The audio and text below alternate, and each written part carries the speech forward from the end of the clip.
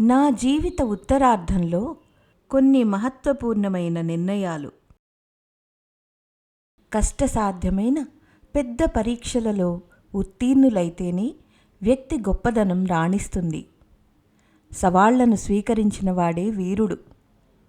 యోగులు, తపస్సులు కష్టసాధ్య ప్రక్రియల్ని అనుసరించి సిద్ధి పొందుతారు. మహాపురుషుల జీవితంలో అడుగడుగునా అవరోధాలే ఎదురవుతాయి. వాటిని ఎదుర్కొని తమ సంకల్ప బలంతో విజయాన్ని సాధిస్తారు. ఈశ్వరుని ప్రేమ ఎవరి మీద ఉంటుందో వారిని అనేక కష్టాలకు గురిచేస్తాడు. ఈశ్వరుని ప్రేమ గారడీ వాని వలె చమత్కారాలు చూపించటంలోనూ చేయటంలోనూ కనిపించదు. మనోకామనల పూర్తి కూడా అచట జరగదు. నా నిజ జీవితంలో భగవత్కృప నాపై ఎప్పుడూ వర్షిస్తూనే ఉంది. 24,24 మహాపురస్చరణలు చేసే అత్యంత కఠోర సాధన నా కిశోరావస్థలోనే నాపై మోపబడింది. దీని తరువాత సంఘటన, సాహిత్య రచన, పరమార్థం వైపు ప్రజలను సమీకరించుట లాంటి కార్యాలు ఒకదాని వెంట మరొక పెద్ద బాధ్యతలు అప్పగించబడ్డాయి. అంతేకాక సాధనా కాలంలో దీని తర్వాత సంసారిక ఖ్యాతి ఆర్జించుకునే అహంకారం ఉత్పన్నమవుతుందేమో అని అడుగడుగునా పరీక్షిస్తూనే ఉన్నాను. ఆదిశక్తి గాయత్రిని యుగశక్తి రూపంలో వికసింపజేయటానికి బాధ్యతను ఇచ్చి బీజము తాను కరిగిపోయి 24 లక్షల సమర్థులను ఏ విధంగా తయారు చేసుకున్నదో చూపారు గురుదేవులు. వారి ద్వారా 2400 ప్రజ్ఞాపీఠములు నిర్మించబడి సత్యయుగ వాతావరణాన్ని తీసుకురావటానికి అవసరమయ్యే ప్రయోగ పరీక్షల శృంఖల ఏర్పడటానికి గల కారణం నా యొక్క సమగ్ర ఆత్మ సమర్పణయే. ఈ విధంగా 75 సంవత్సరాలు అన్ని పరీక్షలు తట్టుకుంటూ గడిపిన పిదప నా మీద పెద్ద బాధ్యత మోపబడింది. హీరక జయంతి వసంత పంచమి నాడు అంతరిక్షము నుండి ఒక దివ్య సందేశం లభించింది. 5 వేళ్ల సంకేతం కనిపించింది. 1,00,000 అనే శబ్దం వినిపించింది. దీనిని అర్థము చేసుకొనుట ఒక సమస్య. కానీ ధ్యానస్థితిలో త్వరలోనే ఈ సమస్యకు పరిష్కారం దొరికింది. ఈ జన్మ యొక్క పూర్ణాహుతిగా నేను 5 ఆహుతులను ఇవ్వవలసి ఉంది. అవి 1 1,00,000 కుండముల గాయత్రి యజ్ఞములు, 2 1,00,000 యుగశిల్పుల ప్రశిక్షణ, 3 1,00,000 అశోక వృక్షాలను నాటుట, 4 1,00,000 గ్రామ తీర్థముల స్థాపన, 5 1,00,000 సంవత్సరముల సమయదాన సంచయము. ఈ 5 కార్యములు చాలా కష్టతరం అనిపిస్తాయి. కానీ అవి చేయుట సంభవము, సులభము కూడా. 1,00,000 గాయత్రీ యజ్ఞములు. వరిష్ఠ ప్రజ్ఞాపుత్రులు ప్రతి ఒక్కరూ తన ఇంటిలో తమ జన్మదినోత్సవం జరుపుకోవాలి. ఆనాడు గాయత్రీ మంత్రంతో 108 ఆహుతులను అగ్నిహోత్రంలో అర్పించాలి. అంతేకాక సమయదానము, అంశదానము ఖచ్చితంగా అమలు జరుపుతానని నిర్ణయించుకోవాలి. ఒక దుర్గుణాన్ని విసర్జించి ఒక సద్గుణాన్ని అలవర్చుకోవటానికి సంకల్పించుకోవాలి. ఈ విధంగా ప్రతి ఇంటి వాతావరణం, వాయుమండలం పరిశుద్ధమవుతాయి. ఒకే చోట 1,00,000 యజ్ఞకుండాలను నిర్మించి యజ్ఞం చేస్తే దాని ప్రభావం ఆ క్షేత్రం వరకే పరిమితమై ఉంటుంది. కానీ 1,00,000 ఇళ్లలో ఈ విధంగా జన్మదినోత్సవం జరుపుకుంటే 1,00,000 × 108 అంటే సుమారు 1,00,00,000 ఆహుతుల యజ్ఞం పూర్తవుతుంది. యజ్ఞం జరుపుకుంటున్నప్పుడు ఆతిథ్యానికి ఏ విధమైన ఖర్చు పెట్టకూడదు.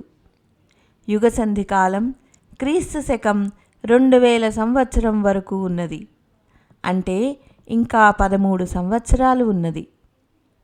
ప్రతి సంవత్సరం 1,00,000 మంది ప్రజ్ఞా పరిజనులు తమ జన్మదినోత్సవం జరుపుకుంటూ ఉంటే సంవత్సరానికి 1,00,000 యజ్ఞాలు అవుతాయి. యజ్ఞం జరుపుకుంటున్నప్పుడు ఆతిథ్యానికై ఏ విధమైన ఖర్చు పెట్టకూడదు. దీనివల్ల వాయుమండలము, వాతావరణము పరిశుద్ధమవడమే కాక తీసుకున్న ప్రతి సంకల్పముల ఆచరణ వల్ల జన సముదాయము కూడా పరిశుద్ధమవుతుంది. 1,00,000 మందికి సంజీవిని విద్యా శిక్షణ. శాంతికుంజ్లో 500 మందికి సులభముగా 1000 మందికి ఇరికించి శిక్షణను ఇవ్వడానికి ఏర్పాటు ఉన్నది. ఈ శిక్షణలో వ్యక్తిత్వ పరిష్కారము, ప్రతిభ వెలికితీయుట, కుటుంబంలో సంస్కారపూరిత వాతావరణము మరియు సమాజంలో సత్ప్రవృత్తుల అభివర్ధన లాంటి పాఠాలు నేర్పబడతాయి. ఈ సంజీవిని విద్యను నేర్చుకొని వచ్చిన వారు తమ తమ క్షేత్రాల్లో ఈ విద్యను ఇతరులకు నేర్పుతారని ఆశిస్తున్నాము. ప్రజ్ఞా పరివారం సంఖ్య 24 లక్షలు. వీరిలో ప్రతి ఒక్కరిని ఈ శిక్షణా కార్యక్రమంలో పాలు పంచుకోమని ఆహ్వానిస్తున్నాము. ప్రతి 24 మంది సభ్యులలో ఒక వ్యక్తి ఈ శిక్షణా కార్యక్రమము పొందినచో సులభంగా 1,00,000 మంది శిక్షణ పొందిన కార్యకర్తలు తయారవుతారు. ఈ యుగసంధి కాలము పూర్తయ్యే లోపల ఈ లక్ష్యము సులభంగా సాధించగలుగుతాము. ఈ శిక్షణ 1 మే 1986 నుంచి ప్రారంభించబడింది. శిక్షార్హులకు వసతి, శిక్షణ, భోజనము అన్నీ ఉచితము. ఎవరైనా స్వచ్ఛందంగా ఇస్తే స్వీకరిస్తాము. రానున్న 13 సంవత్సరాలలో 1,00,000 విద్యార్థులకు శిక్షణ ఇవ్వటానికి చాలా ఖర్చు అవుతుంది. కానీ ఈనాటి వరకు ఇతరులను ఏమీ యాచించకుండా అన్ని పనులు ఎలా జరిగాయో అదేవిధంగా ఈ సంకల్పము కూడా పూర్తవుతుంది. 1,00,000 అశోక వృక్షాలను నాటడం.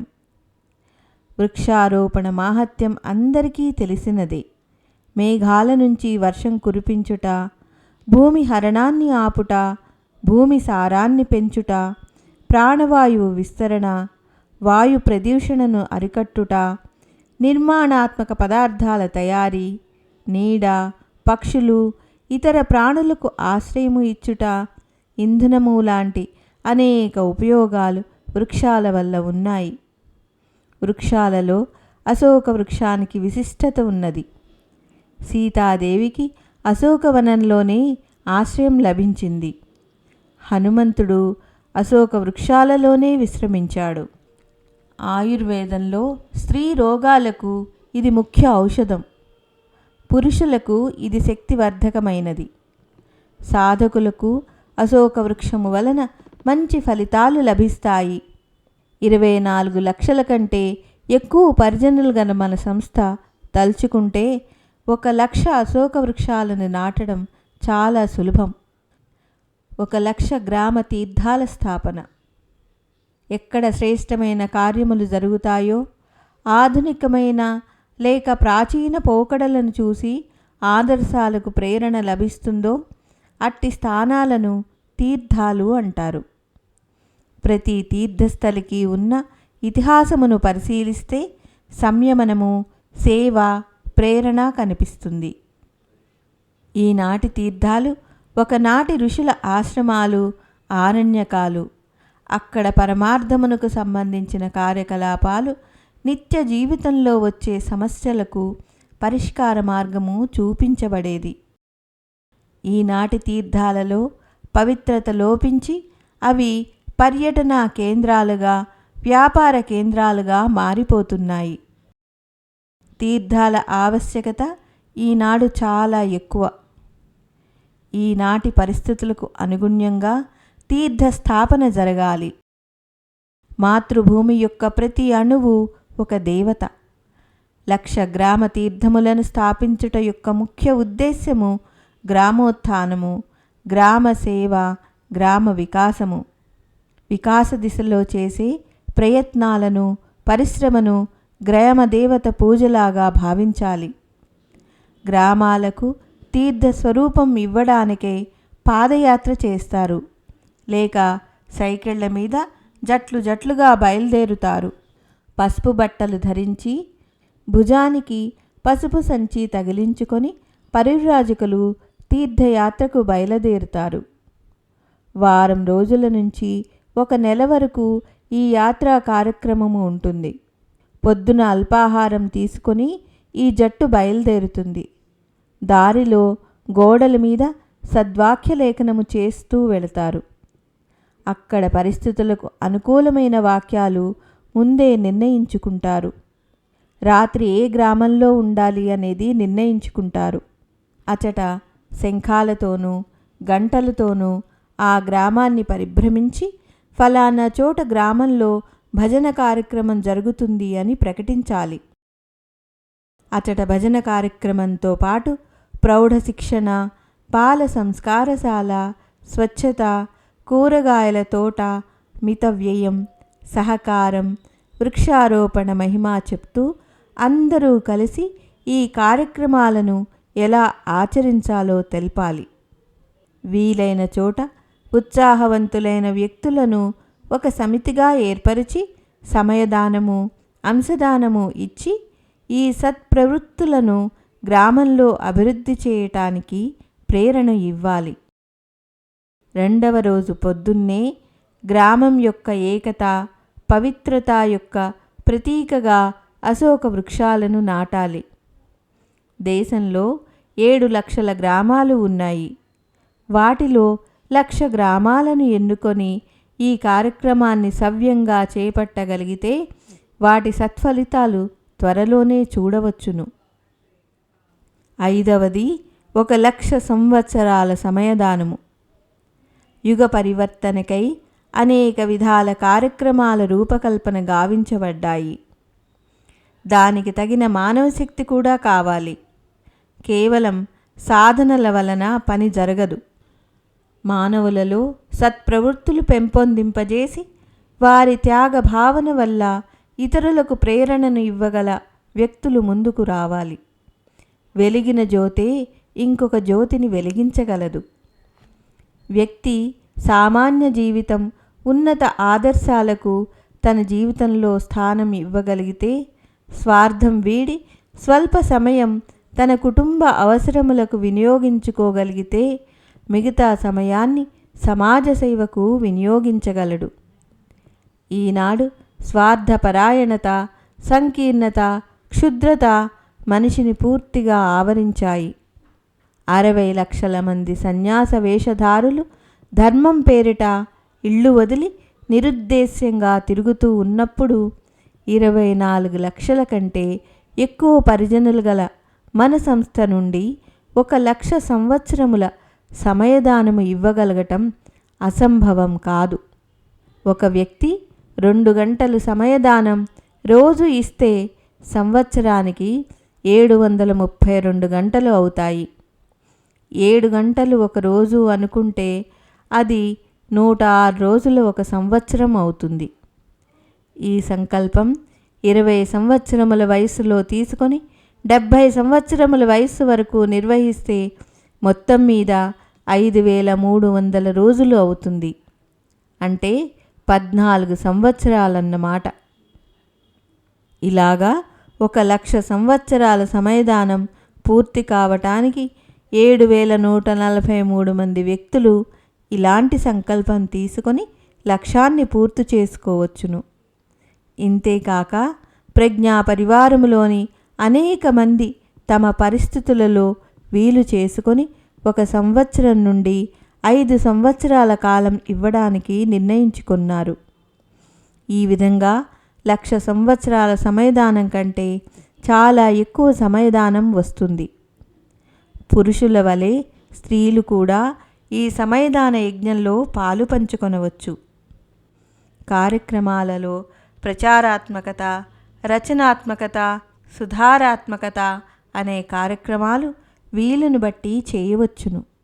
ప్రచారాత్మక కార్యక్రమాలలో ఝోలా పుస్తకాల విక్రయములు, జ్ఞానరథము, స్లైడ్ ప్రొజెక్టర్లు చూపించుట, గోడలపై ఆదర్శ వాక్యాలు రాయుట, సైకిళ్లపైన ధర్మ ప్రచార పాదయాత్రలో పాలు పంచుకొనుట, ఇంతేకాక సంగీత సాహిత్య కళల ద్వారా చాలా పనులు చేయవచ్చును. దానం చేయుట ద్వారా కూడా సహాయము చేయవచ్చును. రచనాత్మక కార్యక్రమాలలో ప్రౌఢ శిక్ష, పురుషులకు రాత్రి పాఠశాల, స్త్రీలకు మధ్యాహ్న పాఠశాల, బాల సంస్కారశాల, వ్యాయామశాల, స్వచ్ఛతా సంవర్ధనము, వృక్షారోపణ కార్యక్రమాలు మొదలగునవి చేయవచ్చును. సుధారాత్మక కార్యక్రమాలలో అవినీతి, అవాంఛనీయత, అంధవిశ్వాసాల ఉన్మీలనము ప్రముఖమైనవి. జాతిపరమైన ద్వేషభావాలను తీసివేయుట, వరకట్నాలను నిషేధించుట, మత్తు పదార్థాల నిషేధము, పరదా పద్ధతి తీసివేయుట, అంతేకాక అనేక విధాలైన శారీరక, మానసిక, సాహిత్య క్షేత్రాలలో కార్యక్రమాలు రూపొందించుకొనవచ్చును. వీటిని క్రియాన్వయం చేసుకొనుటకు ఈ 1,00,000 సంవత్సరాల సమయదానము ఉపయోగపడుతుంది. పైన చెప్పబడిన 5 కార్యక్రమాల ద్వారా కాలపురుషుడు నవసృజన కార్యక్రమాలను రూపొందించడానికి ప్రయత్నిస్తున్నాడు. వీటికి తగిన సాధన, సంపత్తి ఖచ్చితంగా లభించి తీరుతుంది. ఈ గోవర్ధన పర్వతాన్ని అందరూ కలిసి ఎత్తవలసి ఉంటుంది. ఈ యోజనలో పాలు పంచుకున్న ప్రజ్ఞా పరిజనులు వాళ్ళు ఇచ్చిన దానికంటే అనేక రెట్లు పొందుతారు. ఈ కార్యక్రమంలో పాలు పంచుకునే అవకాశం లభించిన వాళ్ళు సునిశ్చయంగా యశస్సును, వైభవాన్ని పొందుతారు. ఈ అవకాశాన్ని ఉపయోగించుకోకుండా పోగొట్టుకున్న వాళ్ళు వాళ్ళ జీవితాలలో లభించే ఒక మహత్తర అవకాశాన్ని కోల్పోయినట్టే. యుగసంధి క్రీస్తు శకం 2000 సంవత్సరం వరకు ఉన్నది. అంతవరకు నేను స్థూల లేక సూక్ష్మ శరీరంలో సక్రియంగానే ఉంటాను. నాకు ఇవ్వబడిన పనులు పూర్తి చేసి పెడతాను. పరిజనులందరూ ఈ మహత్వపూర్ణ కార్యక్రమాలలో నాతో కలిసి నడిచారు. ఈ అగ్ని పరీక్షా సమయంలో వారు నన్ను వదిలివేసి వేరు అవరని నమ్ముతున్నాను.